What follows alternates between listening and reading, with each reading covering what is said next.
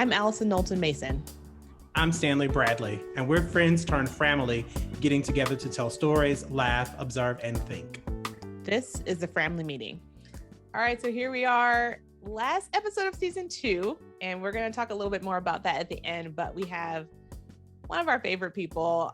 Of course, all of our guests have been our favorite people, but one of our favorite people joining us today to talk about wellness. Welcome, Anaïs. Hi, thank you for having me. We're so excited excited to talk have to you. You and I talk all the time. Anyway, we talked already today. So we are gonna take one of our many conversations to the people, but you are, in my mind, literally like the source of no pun intended, when we find out your business name, the source of all knowledge of wellness for me. Like, I'm like, if somebody's like, hey, this is the thing to do with wellness, I'm like, does Anaïs do that? I'm like, if Anaïs doesn't do that, no, I don't. I would have to research that, but that's not worth it. I'll just do what Anaïs does. And so we're very excited to share you with the world, because this is who you are. So we'll start how we start with everybody else. Tell us who you are and how you know us. Yeah, well, first of all, thank you for that. That warms my heart, because I do like to be able to share information with people. So specifically around wellness and food, which is very much so linked to wellness. Very connected, yes. Talk about that. So who am I? I'm going to say I am terrible at answering this question, and I am grown, so I should be able to do it. And some people have really eloquent ways of doing this. I don't have an eloquent way of doing this. So I'm going to give it like real high level quick, and we can get into it. So I'm a city girl. I was born in New York City. I was raised in LA, which is where I am now.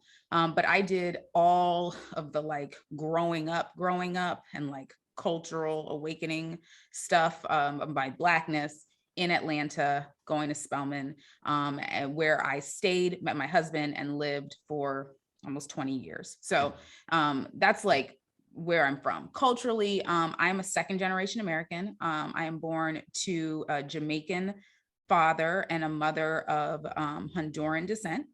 And although my mom has 2 other children, so I have half siblings, I was raised as an only child by a single parent, so by my father here in LA. So it's like I think those things are really foundational to who I am. And like I will reference those pieces of me, I think, pretty often. If you know me, that's something that comes up. And so when I think about work, in Atlanta, and this is where I met both of you, I worked at Teach for America for 11 years in operations and lots of different facets of operations. I never taught anybody. I don't know anything about dealing with anybody's child.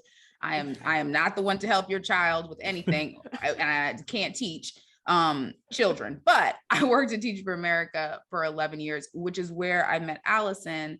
And we held the same role for a portion of that time. And we became work wives and supported each other. We became friends in real life. And so that is how we are still connected today. And then obviously through my relationship with Alison, I met Stan, because Stan is a part of Alison's family. Obviously, that's why we're here.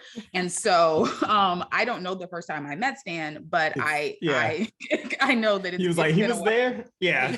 You were there. So that's how I met you, Stan.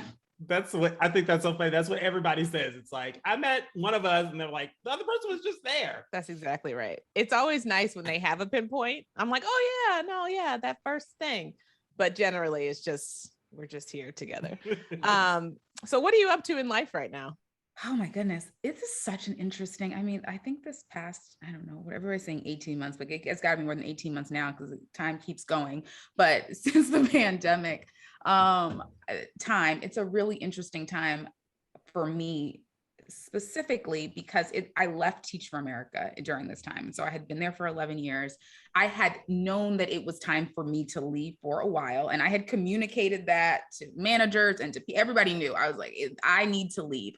And I was ready to leave to focus on working in the health and wellness space. That's something that I am passionate about. And so when that time of transition happened, it was great. It happened during the pandemic, and I feel super blessed to have been able to stop. Like, I didn't jump into another job, which is not something that I ever thought I would do. I paused for a long time and started to think about what does it look like to work in this space. And so in this moment, I've been talking to people and building relationships, but also started Source House. And so Source House is really a place for me to be able to share and build community around topics of health and wellness and non-toxic living. And it is, a space that is meant to feel welcoming to all. So the wellness space, I think, as you all know, and if you look out into the product space or anything like that, it can feel really exclusionary, specifically to people of color, a lot of times around lines of class as well. And it can feel complicated and confusing. There's a lot. People are pushing a lot of different products and things at people, and it feels overwhelming. And so when I was kind of interrogating how I got to this became a priority for me, how it was something that was really special for me, it was more about peeling back to what was, about thinking about like, what is at the source? What was my great grandmother doing, right? Like, why did she live so long? Why was she so healthy?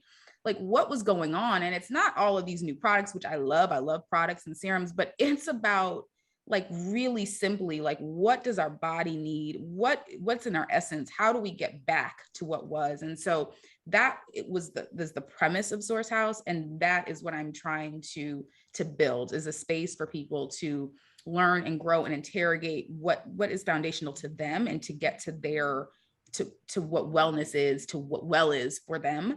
And then eventually to be able to create product and things like that are necessary, that are purposeful, and that can support that journey of wellness. That's where I am. Yeah. I mean, that, goes perfectly into the first question, really, of like, as you're trying to create that space for other people and help them have tools and language to define living well, what would you say living well means to you? Yeah. So I think, when I was thinking about this question, I kind of thought about it twofold, because when I think about like living well, I was thinking about just like the ability to be free, like the freedom to move and do and create and prioritize the things that light me up, that, make me feel good, that I enjoy, that I feel are important, to like contribute in ways that I feel are important. And so when I think about living well, that is what I think about, right? Like, what is true to my essence, and like, how can do I have enough funds to do that? Do I have the space to do that? Have I created the time to do that? Like, how can I do that fully and totally?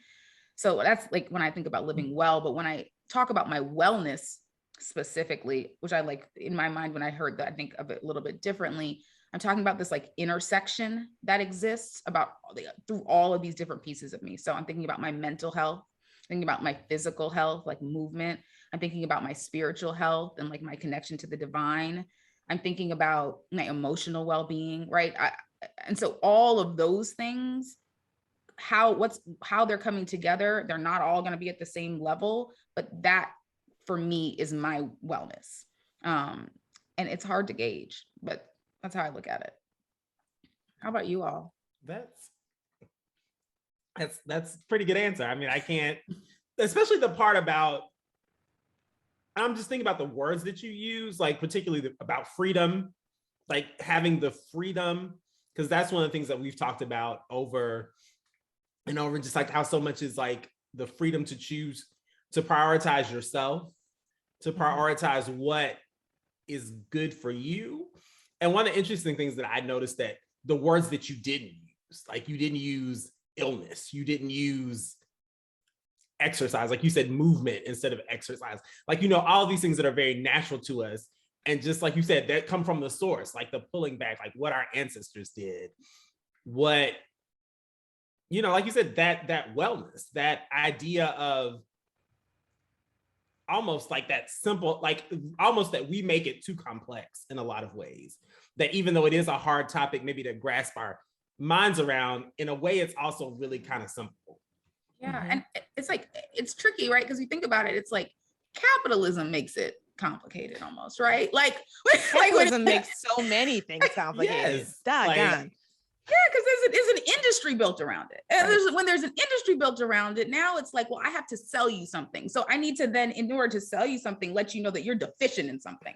So you need this thing. Like, this is necessary for you. And so I do think that there is a simplicity that exists, and that in our culture and in Western culture, we're selling, we're doing all of these things to make money. And in that, it does overcomplicate for sure. Yeah, I guess I would put this back to you then, like, because I know, like, right now SourceHouse is a resource and a guide. So it's like a place where people can come and learn things, journey with you on as you are doing different things to increase your overall wellness. Yeah. But I know eventually the idea is for there to be some income streams related to it. And so I'm wondering and this isn't a question I asked you to prep beforehand, but like, how are you reckoning with that tension? Yeah. In inherent in wanting to be a person who makes money off of the wellness space. Yes. And I know, and it's something that I think about, right? Because I'm like, when I say like, I want to make it less like noisy, there, I do want to add to the space, right? And so I think that for me, what that means is, am I adding thoughtfully? So is what I'm adding something that I don't see existing in a way that is serving folks fully? And can I contribute something that simplifies a process for somebody, or that really like enhances in a way that I don't necessarily see it? So I don't want to start providing service that is already noisy. Like, is there a group that is underserved by something that I can help serve them? And if so, let's fill that space, that gap. And if not, I'm not just trying to jump in and give you what already exists, right, with the new branding on it, because that just continues to do exactly what I'm talking about. So I agree. I do think there's a tension, and I think that requires me to really be thoughtful. And I'll say, and I'll just, if you don't know me and you don't follow me, I also, when I talk about capitalism, I also am a big part of that too. I love product. So I am a product person, and I buy product, I use product. I like to know what's new. I read about product. And so in being able to elevate that there is tension here, I also recognize that I am a part of that, because I do like those things. I don't think everybody needs to have as many products as I have, right? I would never propose that someone has to go out and care about products in the way that I do. It's something that I got from my dad as a little girl, and I've kind of it's always been with me, and I love it. And so it brings me joy, and that's a part of my wellness. Like, my process of putting product on myself and the time that I take to do that is a part of what brings me joy. If that doesn't do it for you, cool. If you just want to grab the olive oil in your kitchen, use that. It also works very well. Sometimes I do that too. So, Lesson, everybody put olive oil on your body instead of lotion. It's no, great. That's not what she said. That's not what I'm saying. So, I mean, I definitely resonate with that. Obviously, I'm not a person who relates to products in the same way. I'm happily go to CVS to get my little bitty whatever I use. And so I think this also goes well into the second question of like, what do we really need, right? So it's like part of what brings you joy, like you said, is like some of the ritual around it, some of the like tactile sensations around it. But with the idea of stripping down to source, what would you say that you need to live well? Yeah. So in essence, it's knowing myself, right? Like I need to know myself to be able to even identify what truly brings me joy. Because if not, I'm probably just copying somebody else. I saw it, right? Like I just saw you do whatever, and that person is cool. I want to try that too. Or that person did XYZ. They're drinking that green juice. I should have a green juice too. Does your body want a green juice right now? Right? Like, is that what you need right now? And so it's really getting quiet, knowing myself, which means in order, and Alison, I know you know this because you're obviously in a journey of unpacking and like unprogramming certain things. And so it's the same thing. Like, we are all whole. with a whole bunch of programming wrapped around us. Mm-hmm. And so the like part of like pulling back some of the layers to try to continue to, and it's an ever evolving process, but to learn more about myself and my truth, hear myself, hear my voice. That's important, right? And then being able to then act bravely and step forward into whatever it is that is truly in there. And so for me, knowing myself, getting to know myself over time, it took time because the programming of you need a check every 2 weeks, Anaïs, you could, right? I come from an immigrant family, right? So it's like, you need to have a stable job. You need to get a check every 2 weeks. You need to have good health insurance. You need to stay there. And if you're going to leave, you need to have another job before you step, right? That's the programming. There's no book that says that's how it has to go, right? But that's the programming. I walked with that programming so long that's getting free to be like, I want to think work and wellness. Like I want to like do the thing that I'm spending all this time in conferences talking to people about, and they're here to learn about education. Like, what am I doing? Right? Like, I'm like this, that's not me. And so being able to like identify that took some time, but then being able to be brave enough to say, oh, okay, girl, it's really time. Like you got to really do it. And I think that that's a piece of it. And then creating some structure for myself also to make sure that I can do those things. And so, and this is where it's not so easy, but like I meditate. I need to make sure that I set aside times to meditate or else it's not going to happen, right? Like I need to get quiet. I need to take a bath sometimes so that I can do things. I need to journal so I can think about what it is that I really want so that I can get brave and act upon it, or so that I can unpack if I feel some tension, feel the tension that when I want to do something new and be like, ooh, where's that coming from? Figure it out and spend some time with that. And so knowing myself, working on my programming, and then getting brave enough or getting the resources to work through the things so that I can be brave enough to step in and do the things. I don't know if that answers your question. That is a masterclass in anything. Yeah.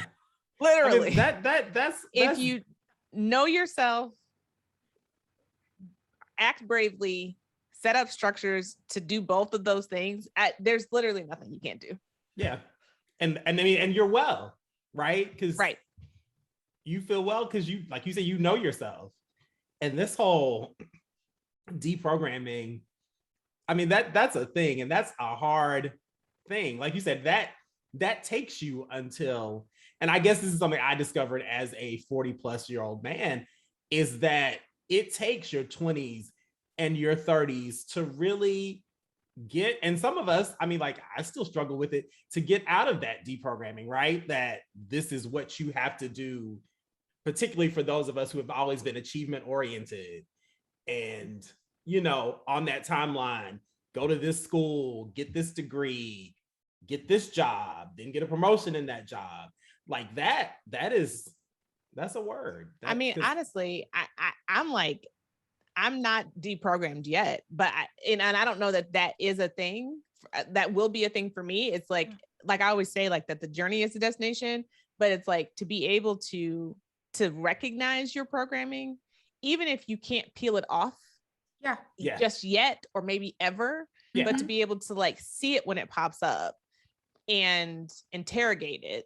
And then for me, I don't know about you guys, but like, I feel like I have a bunch of like feelings that have come with the programming, this like resentment and some anger of like, why did y'all do this? Yeah. Right. And it's not necessarily like a particular individual. It could be like a structure, but it's like, why are we doing this? Why are we doing this to young people? Yeah. Even what you mentioned about that feeling of we're supposed to do something. Like I keep trying to help people in their 20s and 30s get free. I'm like, to what you said, I'm like, you are not supposed to have done anything by any particular time. Like, I'm like, rewind that and listen to that again. Oh my gosh. You do not have to have done anything, but have anything done by a certain time. You don't. Because we all have a unique journey. Exactly. And a unique timeline. And I was just like, and if this past year and keep some going change. months has not taught you that you're not in control of time anyway. Like if you haven't learned that lesson, you should have learned it in these past few months, 100%. And I think Alison and Stan, you hit on it, but it's like our ability to catch it, to catch what isn't necessarily ours, what starts to like feel kind of like scratchy on our skin, right? Or like uncomfortable. And to just to name it and to figure out what to do with it then and be okay with that. And, you're right. We might leave it. We might come back to it. We might do whatever with it, but we are aware of ourselves and we're paying attention to ourselves. And that directly links to like our physical wellness, which I think we are all at some level, and especially in the West, just like moving through life with blinders on to our bodies and our health. And that like the programming of, you pop a pill if something doesn't necessarily feel right. You live in a constant state of dis-ease, right? You don't even know what well feels like. I know, Alison, you talked about it. We talk about, lactose intolerance. We're so constantly in a state of dis-ease that we don't even know what it feels like to thrive. So our bar is so far off that our bodies are constantly talking to us in the same way that spirit is constantly talking to us, trying to guide us, right, on the path in the direction of what is for us. But we're blocking it out. We're busy. We're on a phone. We're talking to such and such. We're blocking. Same thing with our bodies. Our bodies are constantly telling us what's up, something, hey, pay attention to me. This isn't right. Something's off. And we're like just plowing forward, just keep eating the same things, keep doing the same things, and we're missing it. And so in the same way that we have programming around the ways that we operate, we're also moving just with the blinders, headphones on, eyes closed, and missing it. And the ability to like stop and hear and feel fully, I think is like really transformative to people who haven't been living like that. Yeah. Right. And I think the ability, like you said, to get quiet, but then also to be patient with the journey, I think is something that is an interesting concept as well. This idea that like, even when you think about like, I talked about lactose intolerance, right? So let's say you have something that upsets your stomach and if you're present to that, you're like, my stomach hurts in a way that it shouldn't, or I have had some reaction in a way that I don't usually. I don't like, I talk to people about this sometimes, right? Where I it's funny. I feel like I'm like a lactose intolerant, like evangelist. And people are like, my stomach hurts. And I'm like, did you eat cheese? Right. I'm like, maybe you should try not eating dairy and just see how you feel.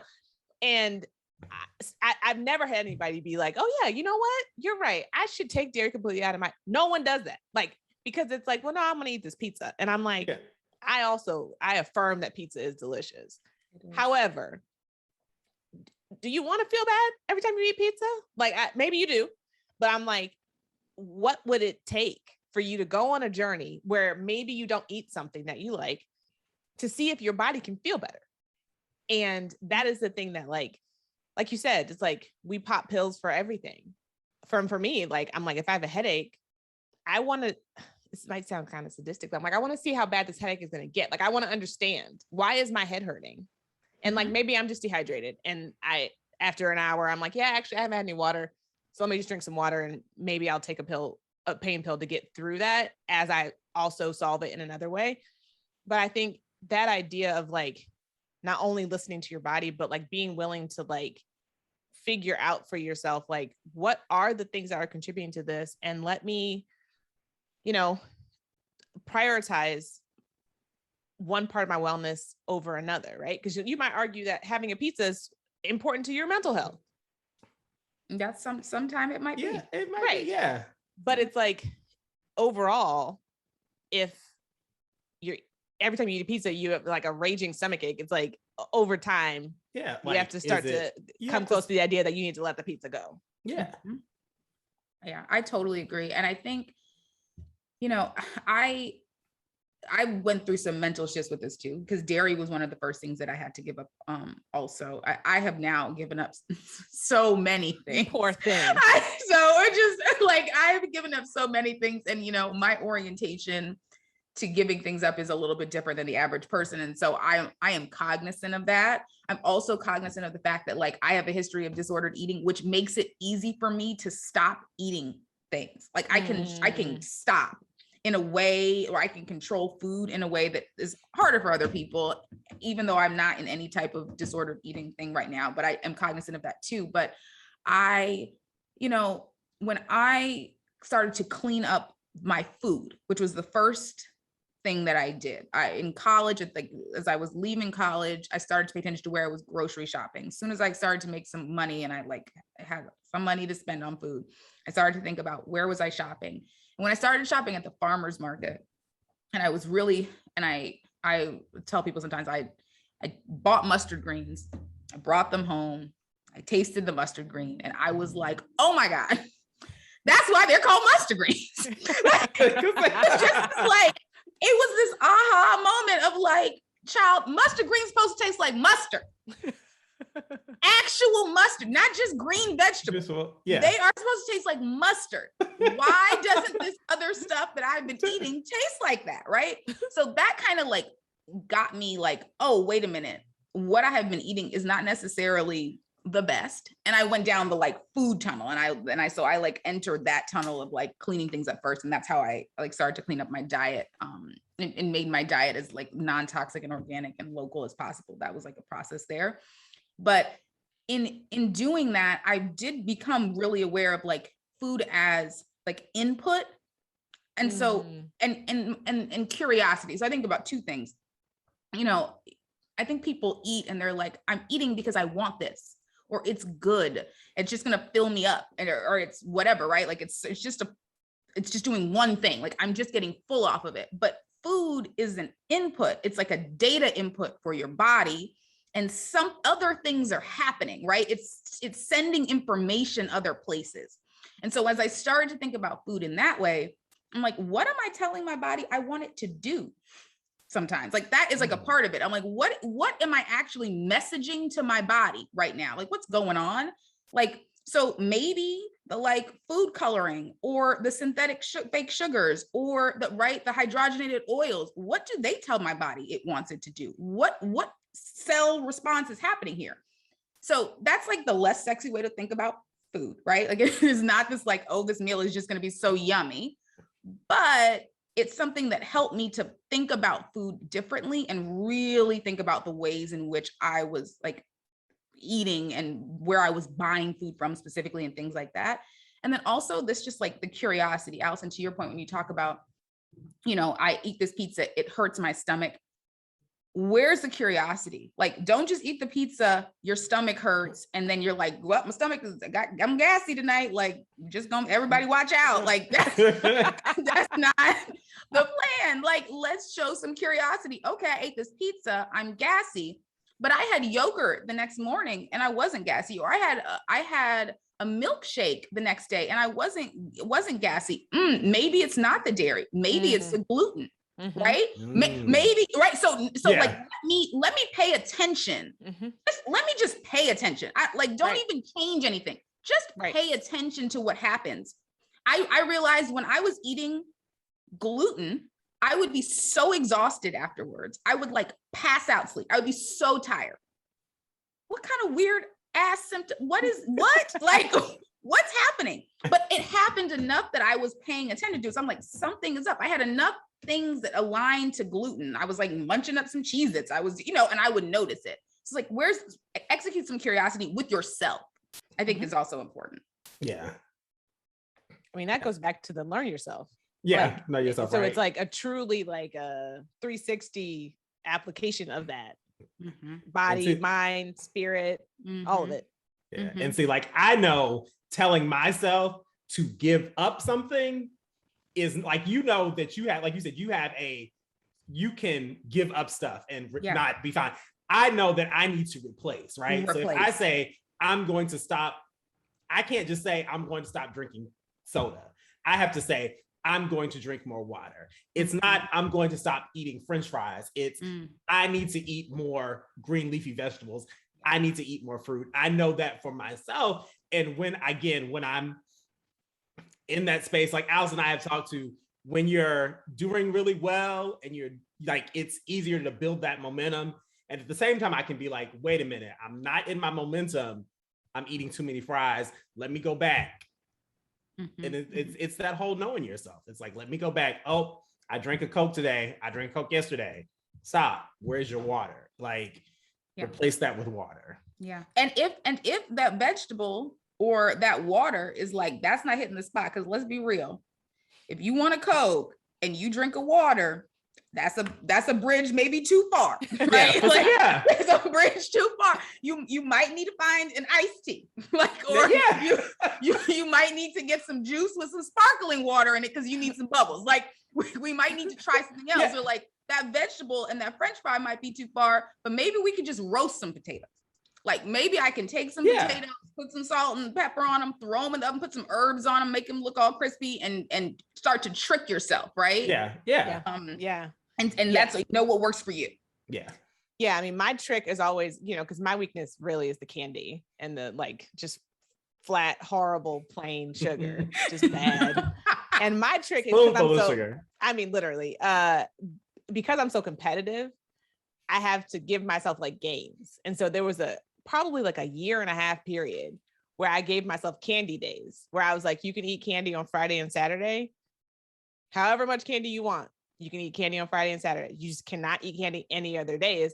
And that stopped me from like plowing through a whole bag, because I'm like, I'm not gonna eat a whole bag of candy in a day. And I only have 2 days. So I'm just gonna eat a little bit tomorrow, and that's it until next Friday. So know yourself. Know yourself. The lesson. Know thyself. So hopping into the new questions now for all of us, and I'll put this to you first, Stan. How do you maintain your wellness in spaces that don't support wellness? So being honest, it's hard. I think it's hard. I think it's for me because, like you said, everybody's not cognizant may not be cognizant of your journey. And so unintentionally people are, you're not, like you said, that environment is just not what it needs to be. I think that thinking about it for me helps, like just planning, like knowing, okay, so if I'll just be real, like if I know I'm going to somebody's family reunion where the diet is not going to be, where it's going to be what it's going to be, I know that during the week, I may need to back up, eat a little different, have a little different diet, and just know, okay, you're going to pig out this weekend, but that's okay. Next week, you're going to replace with what's good for you. Same thing, like when I was a really big runner, right? Like, it's like thinking ahead, okay, where can I run, right? Because I know I need to do this. This is for my mental health. Where can I run? Like where I'm from back home, there are no sidewalks. It's country. It's flat. There's traffic. So I'm like, let me find this trail. I think planning is key. And also just being adaptable, like knowing, like you said, for me, it's all about having that replacement, that's something that I know if it's not exactly what I want, exactly what I would like in that time, getting kind of the next best thing until I'm back in my environment that best supports me. Yeah. What about you, Anaïs? So I will concur with Stan that this is hard to do. And taking advantage of times when you are in places that are not intention with your wellness, right? That don't make it hard for you to prioritize wellness, to get to know yourself, right? Like we talked about, to understand your needs, your authentic, your as much of your authentic self as possible feels important. So like you've got a clear grasp on what it is that you need. And then when you are entering, or when you identify that you are like in a space that's not necessarily supporting your wellness, and I'd say like if this is a job, for instance, right? I'll use a job as an example. You're entering the workplace. If you know that your wellness is a priority for you, and that you're like, work in general can be busy, I would try to get ahead of it and to set expectations around what your needs are on the front end before the tensions even come up, right? Like this time I have to be out of office. I have to be offline because of whatever it is that you're doing, exercise, whatever it may be, but that you are letting people know on the front end. So then when you need to to hold that boundary. Like you need to hold the line when someone tries to infringe upon your set aside wellness, right? You are able to reference back and say, remember when I said that I have to be out of the office at such and such time? I'm like, I really am not able to do that, but we can find another time to do it, right? So like you have a point to reference back to. It's not new, and that kind of like gives you some leverage there, which I think is really helpful. I think there's another thing here which aligns also to authenticity, to knowing yourself and getting comfortable with yourself, which is not people pleasing and being okay with people being disappointed. So you will be asked to do things that are going to push up against your wellness, your time, whatever, right?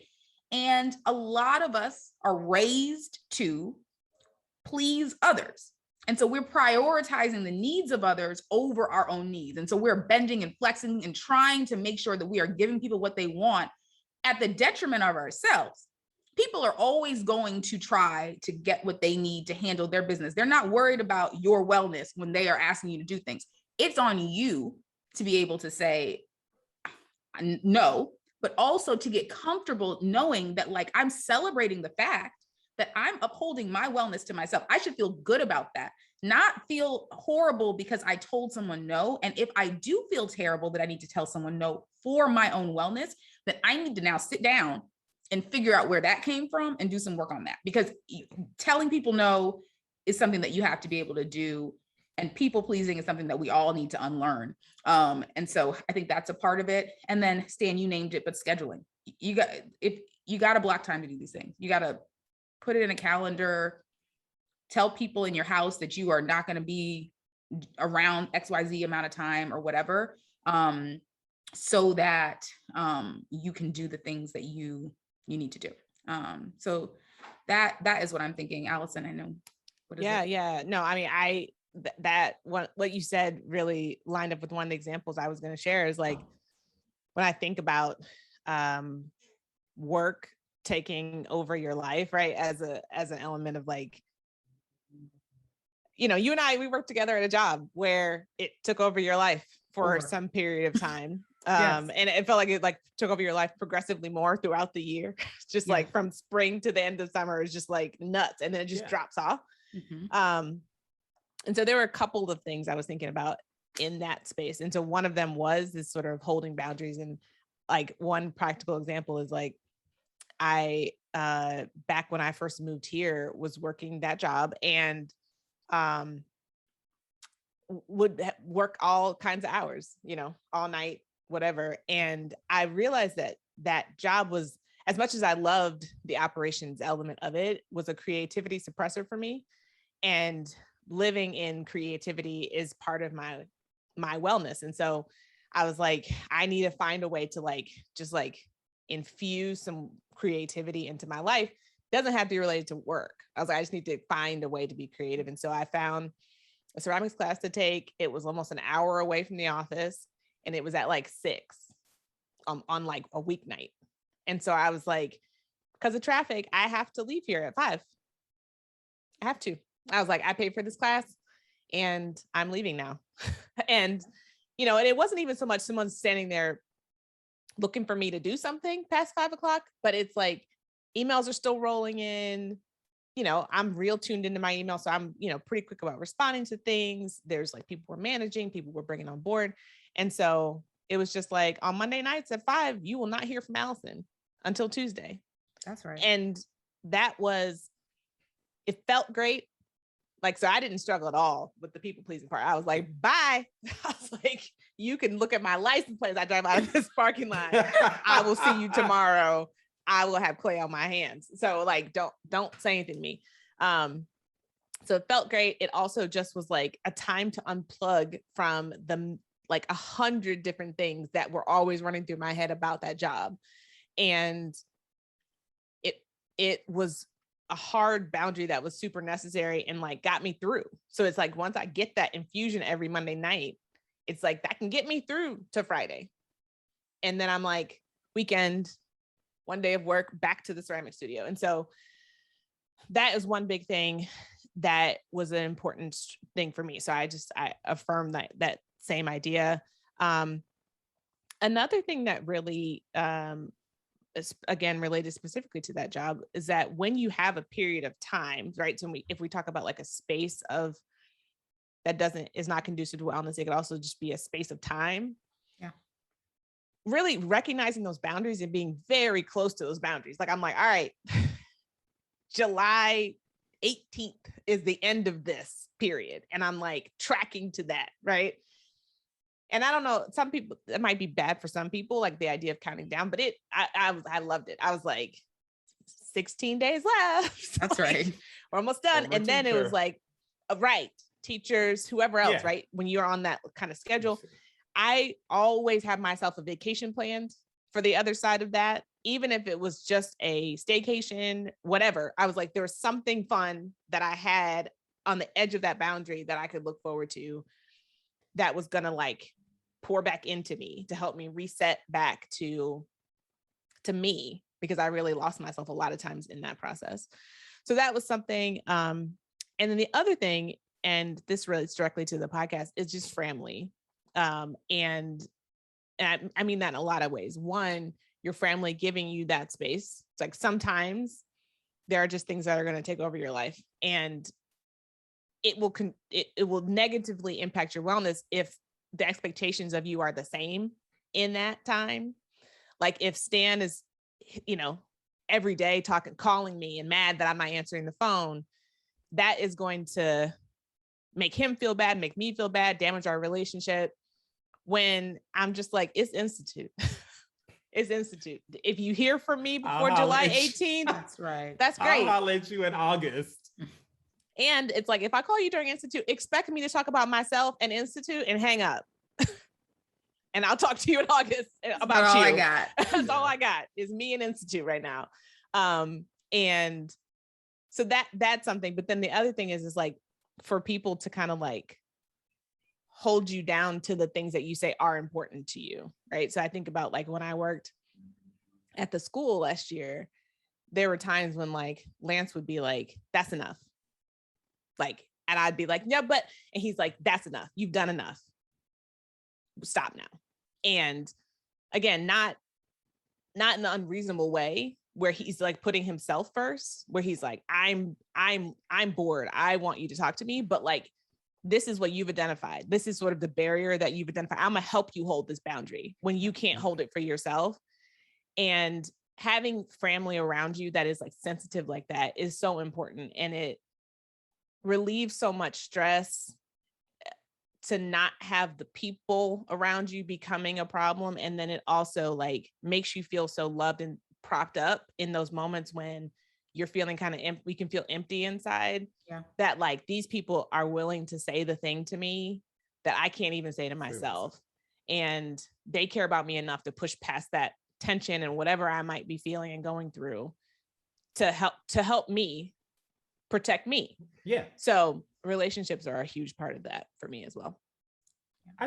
I'm really thinking about this boundary thing. And one of the things that I think that's also interesting is that by being very explicit about your boundaries, and it's like Alison's example, you're giving people permission to support you. That's right. And you're giving them permission to set their own boundaries. Like you're giving them an example. So I love that. That's my takeaway already from this. It's just from this whole conversation is just that, like you said, you're showing people, okay, this is my boundary. This is how you can support me. And you're giving them that opportunity to do that. And I think that's really powerful. Not just as a model, but just like you said, to protect yourself. Mm-hmm. Yeah, that totally resonates. I was also thinking as we were all talking, I was just gonna name, if anyone who might be dropping in on this and doesn't know, none of us have children in this moment. And yes, I'm coming off of a week with my two nieces, 2 and 4, who are beautiful and amazing and talented, extremely smart. And also that was the most exhausting week of, I don't know the last time. I mean, maybe Institute, it was exhausting. And I've shared with Alison on my many reflections about what parenting and things like that. But I can imagine a parent listening to this conversation and we're like, just prioritize, just set a boundary, just XYZ. And I can like, yeah, okay, right?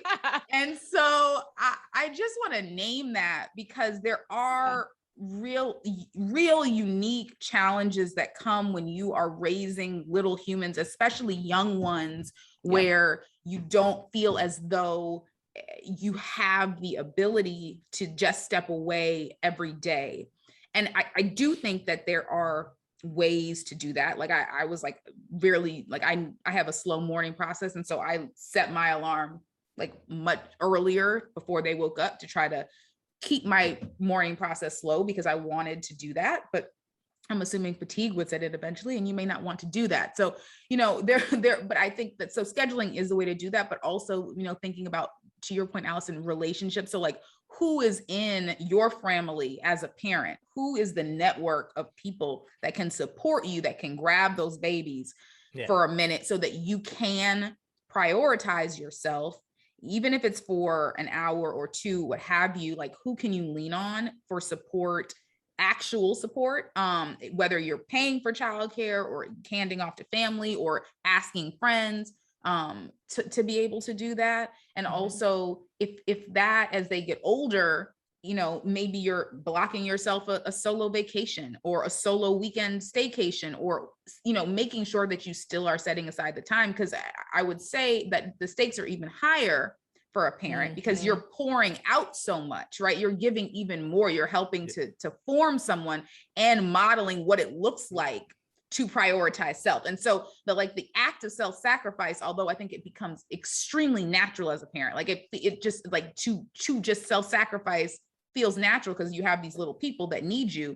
But the actual modeling of self-sacrifice is actually the opposite of what we want to be modeling, right? Because we want these children to be able to prioritize themselves and take care of themselves. And so then as a parent would then have to do the same thing. And so I'm elevating that, like, I think it is especially challenging for parents and also particularly important as well. And so that makes it hard. And I think relying on others for support of others and planning and scheduling also feels important. And hats off to parents.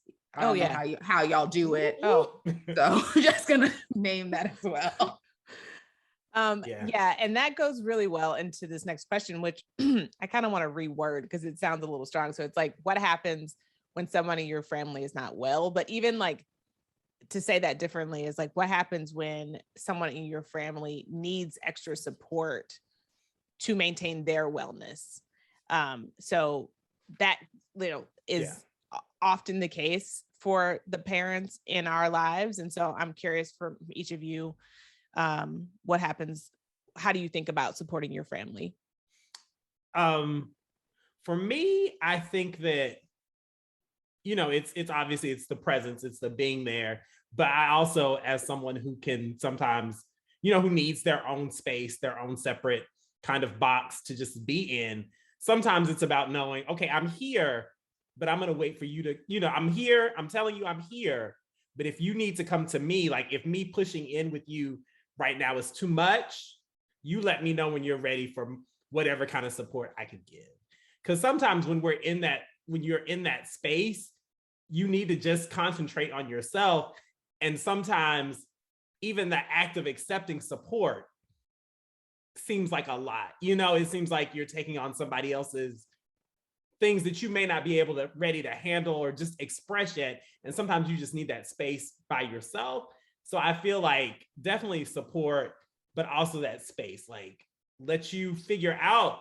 Because like you said, a lot of times we're still trying to figure out, okay, what do I need support with? You know, I know that you're here to support me, but I can't yet name what it is I need help with. So let me try to figure that out. And then just knowing that I will be there once you're able to name that, I think is the best way for me.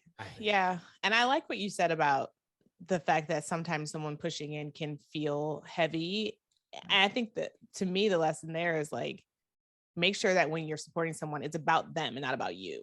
So that it's not, you know, we've talked about this before. Like I get an attitude. I'm like, how dare you not answer the phone when I call you? And that's making it about me, right? Not about you and whatever is going on in your life. And so that's a lesson that I'm taking from what you just said. That's good. Anaïs, what about you? What are you thinking about?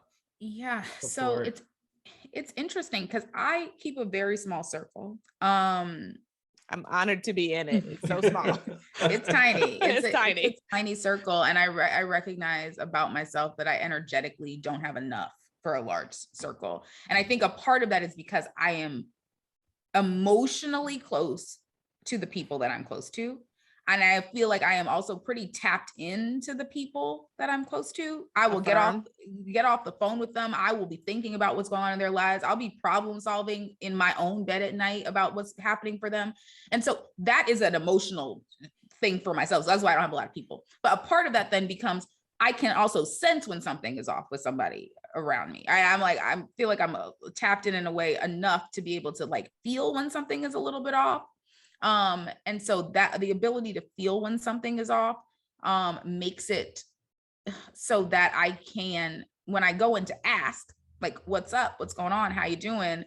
I'm coming with that because I'm like, because you seem right. Like I'm not gonna just give you like what's up, what's going on. Like I can give you because it seems like something is XYZ, right? So like I really want to know what's going on. But I'll also say that the act of showing up for my folks ongoing, I think, is the model to say that like I am here, so that it is clear that I'm here in the way that you need me. So if you don't need me right now, that's fine. I will like articulate that, and you articulate that to me. I will ask you, you just say that, but you know that I'm here. And so I think that that's like groundwork you lay over time with people, right? So that they know that you will show up for them in the ways that they need you, but also that they're being seen, that you see them, that you notice something is happening with them, and that it's not just normal and not like surface level engagement. So I think that that's it. It's like really having close relationships with the people that I am in relationship with, and then being aware of what's going on and offering up support in the ways, and letting them let me know how they need support. Now, truly though, your point is right. That I think, Alison, you said it, like that, not supporting for the ego, right?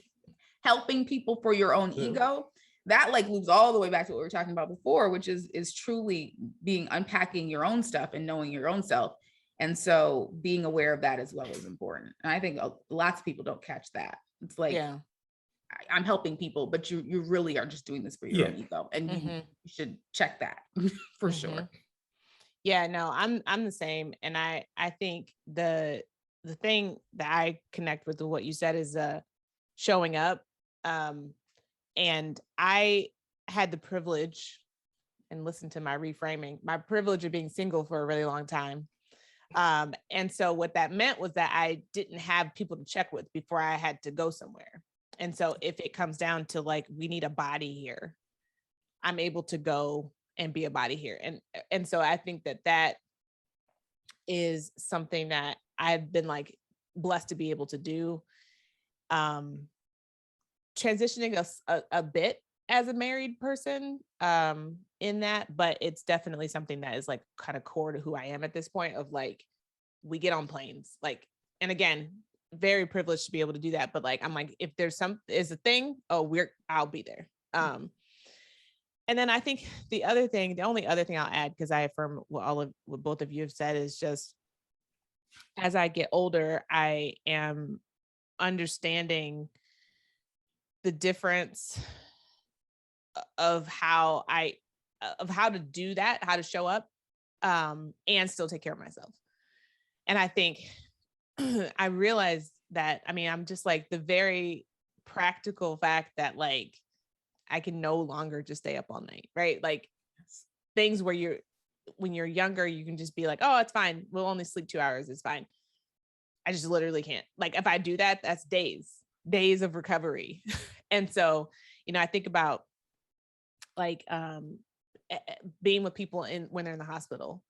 I have slept in many a little hospital, whatever thing is next to the bed, chair, if it lays down, little fake, whatever. Right. Yeah.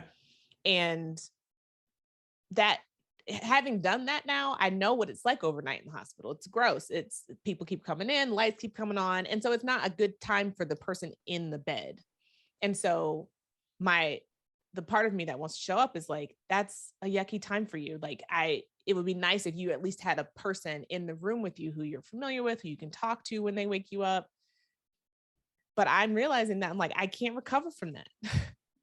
And so I'm like, if you want, and a lot of, for me, what's important about being at the hospital with someone is advocating for them, right? Not overnight while the just vitals are being taken, but like during the day when there's like whatever. And so I'm like, I will not be there to advocate for you if I sleep in this thing all night. I will be a grouchy monster. I will not be helpful to anyone. I will be foggy. I will need to leave at the key time when I need to be here. And so that's just like a practical example I was thinking of, that like, that I am having to like really reckon with this intersection of caring for others and showing up, but also caring for myself in that time. That's such a good example. Yeah. I think like the ability to know yourself enough and to know like how you have changed over time to be able to like elevate that and know like, this is the best way that I can show up for you. And so therefore I can't do this. And then being okay with the, I can't do this, because somebody might be like, I want you to be in this room with me all night. And you can say, but I can't be, and be okay with that feels really important. So I love that. And again, like, it's also like, again, because what you're centering again is how you can best be there for that other person, right? Because you're saying, if I can't advocate for you, then what good am I doing? You're really trying to, because it's coming from a place of actual concern. Again, knowing yourself, that full circle. This is making me think of one other thing, and sorry not to belabor this topic, but so I'm actively working on my like gut response to things. And so I am trying to listen to what is actually the answer that comes up for me, not the answer that I like process through my programming that feels like the right answer to give, and then I answer. And so there is a world where somebody that I love and care for is asking me to do something that is in tension with my gut response. It is actually a no.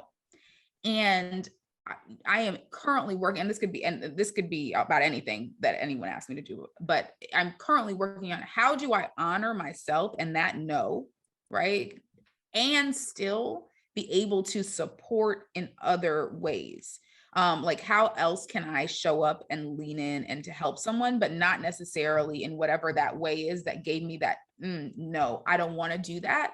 Because when I do the thing that I don't want to do, now I am draining myself. And that is not okay for me anymore. And so I'm like really working on that. Is a hard muscle that I am learning, starting to flex. But I can feel the gut response. I know it, but I also have been programmed to move it through other layers.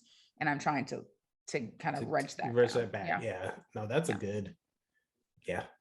It's interesting too, when like the reverse of that, where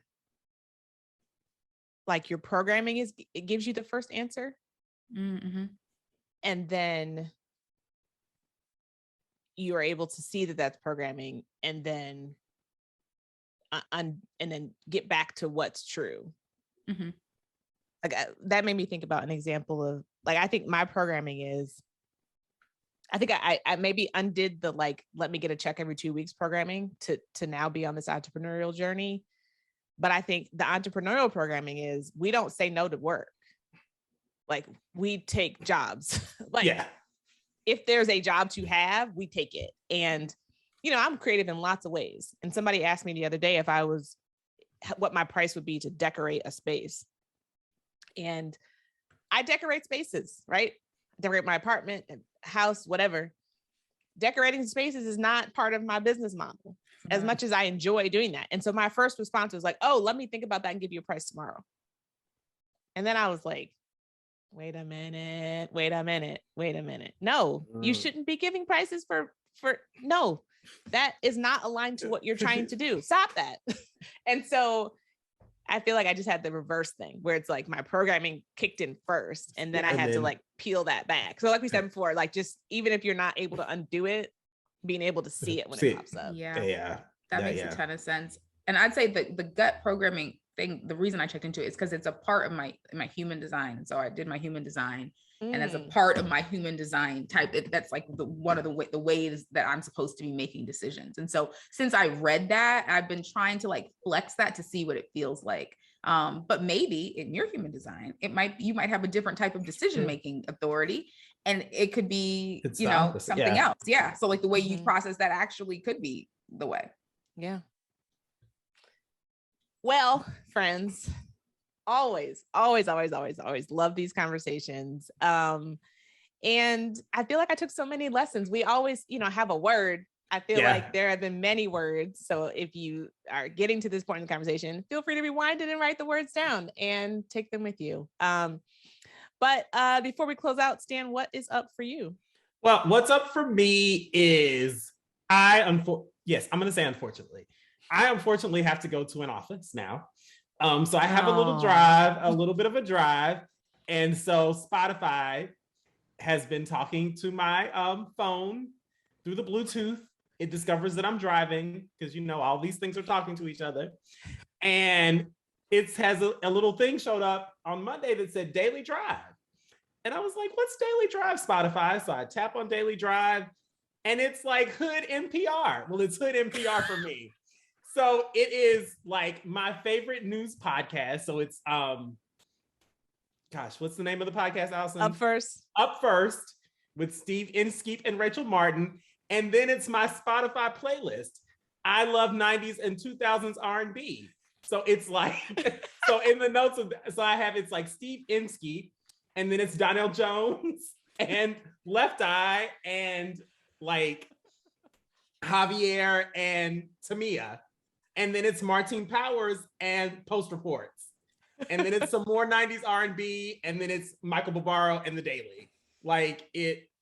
I call it Hood NPR and I love it. I'm like, all right, Daily Drive, what you got from today? And it's like Steve Inskeep talking about monetary policy in China. And then it's Crazy Bone and Mariah. It's my new favorite thing of the money. It's my new favorite thing to listen to. So I call it Hood NPR, but it's really Daily Drive on Spotify. Oh, that is so good. Hopefully if you're driving your car, your Spotify will give you a Daily Drive playlist. I love that. That's amazing. It is. I was like, yep, it pictures songs from your favorites. It's pretty amazing. That's really something. I'm like, that sounds fun. I luckily don't have a morning drive. So I don't think I'll have one of those, but I'm like, I kind of want to hear yours. Let's see if I can share it. I'll link to it in the show notes. Love it. What about you, Anaïs? What's up for you? Yeah. So I think two things. It's fall now. And so I am thinking about switching over. Like I said, I love product. So I'm like thinking about my switch over to some fall skincare products. And so I'm reading things and deciding on what I'm buying and doing that, which is a thing. But the other thing that is more up for me, I have lots of things that are up, but this is the other thing. I have it in front of me. So anyone who's looking on YouTube will be able to see it, but is the Where Should We Begin game by Esther Perel. And I'm trying to do more screen-free relationship things with my husband, because it feels like all of the things that we do, there's like some type of distraction that's like a part of it. So like we're watching a movie, we're watching TV, we're at a meal, but we might pick up our phone and we're like, so, there's always something else that's distracting us from one another. And so a couple of weeks ago, he was out of town and we played, what's it called? Culture tags. Yes. We played culture tags over FaceTime. And it was just the most enjoyable, laughter-filled call. It was so much fun. Like we were only on our phones to be looking at each other. We were cracking up. And so I was like, okay, we need to do more things where we're not looking at our phones. And so I love Esther Perel. And this is it's basically stories. Like it's cards that have different like prompts on them, that some are light and some are deep, but it's like, you know, like this one says, a phone number I need to delete. And like, just like can have a conversation around it. Oh, okay. Okay. So I don't get in trouble. I thought that number was already deleted. Right. So I'm excited to dig into this. There's tons of cards, there's lots of things. And so I think we'll be pulling these as we, you know, sit around, even if we take a couple minutes, pull one card, have a conversation, and we'll have been married 15 years next month. So like we need to do different things. Thank you. Different things, y'all. Marriage is hard, so you got to do things. Game. So, Alison, what's up for you? What's up for me is the day that I had today. I had a really good work day today. I have, and I think I've mentioned this on the show, sort of restructured my business. I have a design team. I have 3 designers and folks who support me with communication strategy. Employees. I know, right? I'm like, I'm making jobs in the world. Right. And because of that, I'm sort of now moving into more of a creative director position. I have more time to do other things. And so one of the things I love to do is like coaching, strategy, help people figure things out, which for those of you who don't know is what Anaïs does for me. She's like my creative strategist. Thanks, buddy. But I have a client I've worked with for a long time, done lots of different things for. And I was just one day like texting with her about something. And I was like, how are you? She's like, yeah, I'm trying to pivot my business. I would love to do like she called it a private retreat with you. And I was like, oh, first of all, I love that whole idea. And we kind of put together a proposal for this thing. We're doing it in 2 4-hour blocks. We did 4 hours today, 4 hours next Friday. And when I tell you, I've never had 4 hours go by faster, just so fun. And it feels like I wrote this down from what you said at the beginning, Anaïs, about freedom and how that's wellness. And it's like freedom is the freedom to do the things that make you feel good. And man, when I tell you, helping somebody, like basically all I did was create just like 2 pages of questions that I walked her through. And we, in answering those questions, came up with like 4 priorities. We're going to build out a strat plan next week. So it sounds dorky, but like, man, private strategy retreat. If you want one, hit me up. But it was just so fun to do it. And I am excited to be moving my business in a direction where I have more time to do things like that. So that is what is very up for me this week. That's awesome. Yeah. All right. So tell people how they can get in touch with you. We've referenced Source House, but tell them how they can find you and talk to you and work with you and learn from you. Yeah. So you can follow me on Instagram at Source House, HAUS. And that is where I post about health and wellness and products and talk about reviews and what's going on with me. And let's just say I have been on a pause from posting. So I'm like, if you do follow Source House already, you're like, girl, you don't post there. I will post there again. So that is the place that you can find that information. And Alison is probably looking at me because also I should be able to say, you can check out my site at thesourcehouse.com, which is an actual website that doesn't have a site that's live on, but you will be able to access me and resources and book me for things on that coming very soon. If you are interested in following me personally, you can go to Anaïs Ann on Instagram. Now I really do not post often there. You might catch some stories if you just want to know what I am interested in, but you are more than welcome to follow along as well. I would love to have you, and I would love to have you on the Source House page if you are interested. I'm currently going through a whole healing journey with my gut, and so I'm talking a lot about gut health, which is something that's important for all of us. And so you can jump in and follow along there as well. Yeah. And I'd say, folks, this is not an official service yet, so I'm putting you out here. But if you just need a consultation around anything around health and wellness, hit up my girl. She is the one. Like I said, I don't make moves without her Lance and I are switching to non-toxic things. I told him that he was responsible for the detergent, and I was like, you may start with Anaïs. You may DM Anaïs and ask her what kind of detergent we should use. Thank you. And yes, you can absolutely reach out. You can DM me on Instagram and we can figure something out. I can definitely help. I do love to talk about this stuff ad nauseum. So just reach out. And very knowledgeable about it. So yes. Thank you. Well, thank you for coming, joining us. We're going to talk just quickly about season 3, since this is our last episode. Yep. So yeah, here we go. Closing it out. Yeah.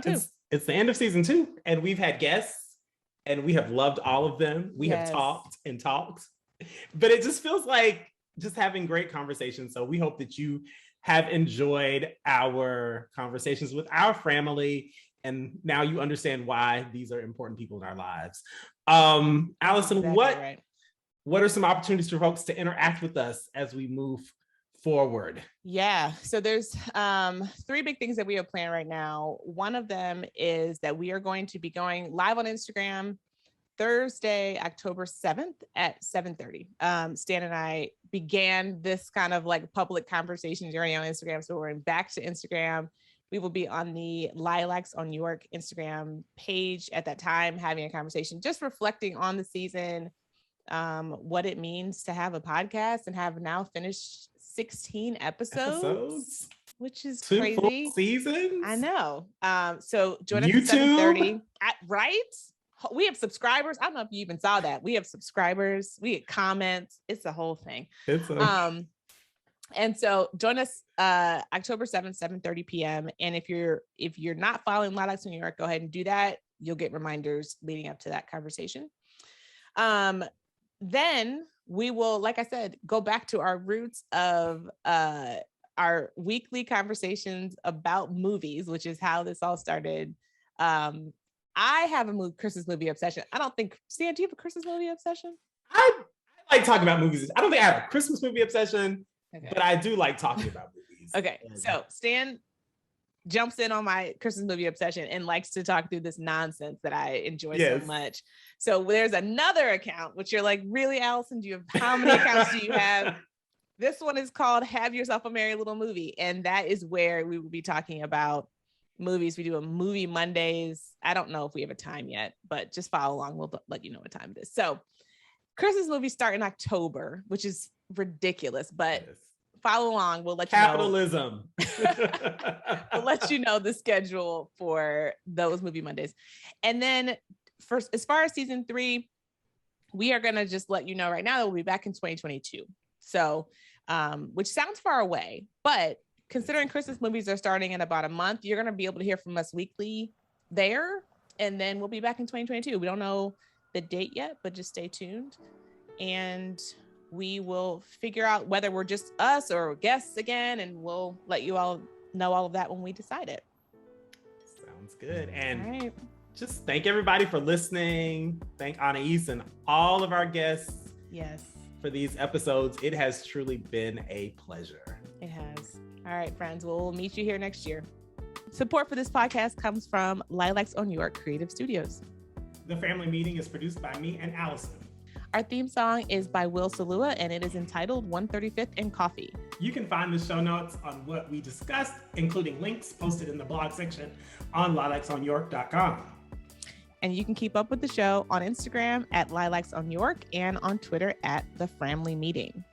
You can also now watch us have these conversations on the Lilacs on York channel on YouTube. You can find me on social at Alison K. Mason on IG and Twitter, even though I do not tweet. You can find me on social at Twice11 on IG and Twitter, even though I do not post on IG. Thanks for listening.